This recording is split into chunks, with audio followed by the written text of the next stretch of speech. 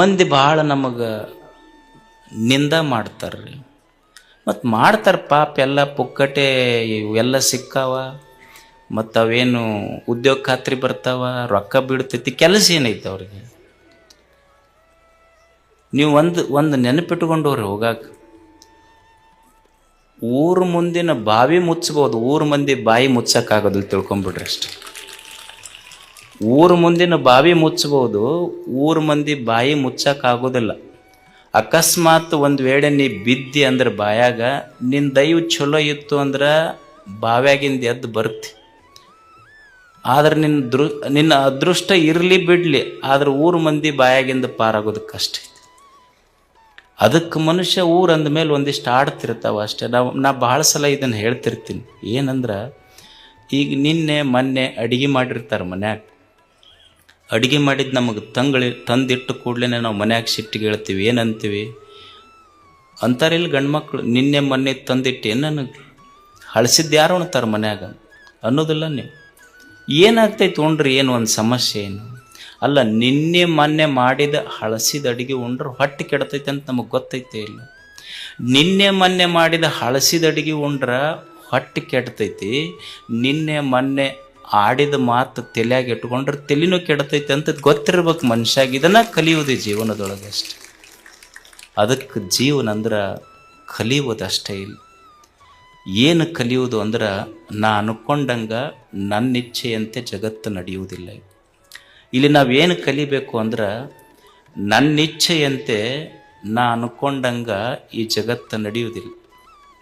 ಈಗ ಯಾವ ಅತ್ತಿಗೆ ಇಚ್ಛೆ ಇಲ್ಲ ಹೇಳಿ, ನನ್ನ ಸೊಸೆ ಬಂದು ಬಿಸಿ ರೊಟ್ಟಿ ಮಾಡಿ ಕೊಡ್ಬೇಕಂತ ಆ ಅತ್ತಿಗೆ ಇಚ್ಛೆ ಇರೋದು, ಎಲ್ಲ ಅತ್ತಿಯವ್ರಿಗೆ ಇರುತ್ತೆ. ಅಲ್ಲಿ ಉಂಡ ರೇಸ್ ಮಂದಿ ಅವ್ರು ಕೇಳ್ರಿ ಹೇಳ್ತಾರೆ ಅವ್ರು ಅಷ್ಟೆ. ಆಕೆ ಕನ್ಯಾ ನೋಡಕ್ಕೆ ಹೋದ್ಲ ಅತ್ತಿ, ಹೋದಾಗ ಕೇಳಿ ಏನು ಬರ್ತೈತಿ ನನಗೆ? ಇಡ್ಲಿ ಬರ್ತೈತಿ, ದೋಸೆ ಬರ್ತೈತಿ, ಹೋಳಿಗೆ ಬರ್ತೈತೆ, ಎಲ್ಲ ಬರ್ತೈತೆ ಅನ್ನಂತ ಕೇಳಲತ್ತಿ. ಇವು ಆರ್ಡರ್ ಕೊಟ್ಟರು ಹೋಟೆಲ್ನಾಗ ಎಲ್ಲ ಬರ್ತಾವಂದ್ಲಕ್ಕೆ. ಅಂದ್ರೆ ಯಾರಿಗೆ ಇಚ್ಛೆ ಇಲ್ಲ, ನಮ್ಮ ಇಚ್ಛೆಯಂತೆ ಜಗತ್ತು ನಡೆಯುವುದಿಲ್ಲ. ಇಲ್ಲಿ ಕಲಿಬೇಕಾದದ್ದು ಏನು ಜೀವನದೊಳಗೆ ಅಂದ್ರೆ, ನನ್ನಿಚ್ಛೆಯಂತೆ ನನ್ನ ಜೀವನ ಜಗತ್ತು ನಡೆಯುವುದಿಲ್ಲ. ಜಗದ ಇಚ್ಛೆಗೆ ನನ್ನ ಜೀವನವನ್ನು ಹೊಂದಿಕೊಂಡು ಬದುಕುವುದೈತಲ್ಲ, ಅವರಿಗೆ ಸಂತರಂತ ಕರೀತಾರೆ. ಇದನ್ನು ಕಲಿಯೋದು ಮನುಷ್ಯ. ಬುದ್ಧ ಇದರ ಅರ್ಥ, ಇರುವುದನ್ನು ಇದ್ದಂತೆ ಸ್ವೀಕರಿಸುವವನಿಗೆ ಬುದ್ಧ ಅಂತ ಕರೀತಾರೆ. ಒಪ್ಪುಕೊಳ್ಳೋದು ಜೀವನದೊಳಗೆ. ಏನು ವಯಸ್ಸಾದ ಕೂಡಲೇ ಏನಂತೀರಿ ನೀವು? ಏನ್ರಿ ಸ್ವಸ್ಥರು ಮಕ್ಕಳು ಒಟ್ಟ ನಮಗೆ ಸೇರೋದಿಲ್ಲ. ಎಲ್ಲೋ ನಮ್ಮ ಹುಡುಗ ಹೇಳ್ತಿದ್ದು ಒಂದು, ಆತು ವಯಸ್ಸಾದ ಮೇಲೆ ಆಗೋದಲ್ಲ, ಏನು ಕಲಿಬೇಕಪ್ಪ ಮುಪ್ಪು ಬಂದ ಮೇಲೆ ಅಂದ್ರೆ, ಮುಪ್ಪು ಬಂದ ಮೇಲೆ ಗಪ್ಪಿರ್ಬೇಕಂತ. ಮುಪ್ಪು ಬಂದ ಮೇಲೆ ಗಪ್ಪಿರ್ಬೇಕು.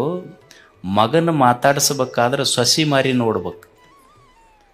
ನನ್ನ ರೊಕ್ಕ ಎಣಸಕ್ಕ ನಾನಾ ಕಳ್ಳಾಗಬೇಕು, ಶಟ್ಕೊಂಡು ಕುಂತ್ರ ಶಟ್ಕೊಂಡು ಊಟ ಬಿಟ್ಟರೆ ಹೆಂಡತಿ ರಂಭಿಸ್ತಾಳ ಅನ್ನೋದು ತಲೆಯಾಗಿಂದ ಬಿಟ್ಟಿರ್ಬೇಕು. ಮುಪ್ಪು ಬಂದ ಮೇಲೆ ಗಪ್ಪಿರ್ಬೇಕಂತ ಇಷ್ಟು ಕಲಿಬೇಕು ಮನುಷ್ಯ.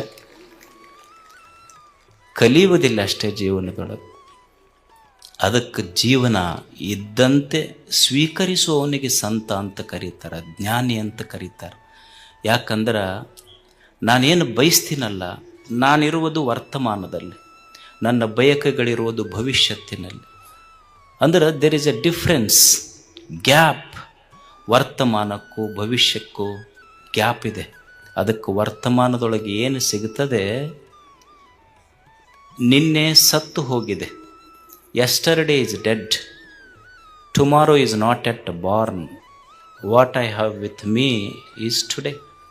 ಇವತ್ತು ನನ್ನ ಕೈಯಾಗ ದೇವರು ಕೊಟ್ಟಾನಲ್ಲ, ಈ ಕ್ಷಣವನ್ನು ಅನುಭವಿಸುವುದಷ್ಟೇ, ಸಂತೋಷ ಪಡೋದು, ಇರುವುದನ್ನು ಇದ್ದಂತೆ ಸ್ವೀಕರಿಸುವುದು. ದೇವರು ನಮಗೇನು ಕೊಟ್ಟಾನ ಅದನ್ನು ನೋಡಿ ಸಂತೋಷ ಪಡಬೇಕು. ಅದು ಜೀವನ. ಒಬ್ಬರು ಗುರುಗಳು, ಅವ್ರ ಹತ್ರ ಒಂದು 3 ಜನ ಶಿಷ್ಯರು ಅಭ್ಯಾಸ ಮಾಡಿದರು. ಒಂದು ಗುರುಕುಲ ಇತ್ತದು. 3 ಜನ ಅವ್ರ ಹತ್ರ ಅಧ್ಯಯನ ಮಾಡಿ ಹೋದರು. ಹೋಗಿ ಮತ್ತೆ ಗುರುಗಳ ದರ್ಶನಕ್ಕೆ ಬಂದರು ಆಶ್ರಮಕ್ಕೆ. ಗುರುಗಳು 3 ಊಟಕ್ಕೆ ಕೊಟ್ಟರು.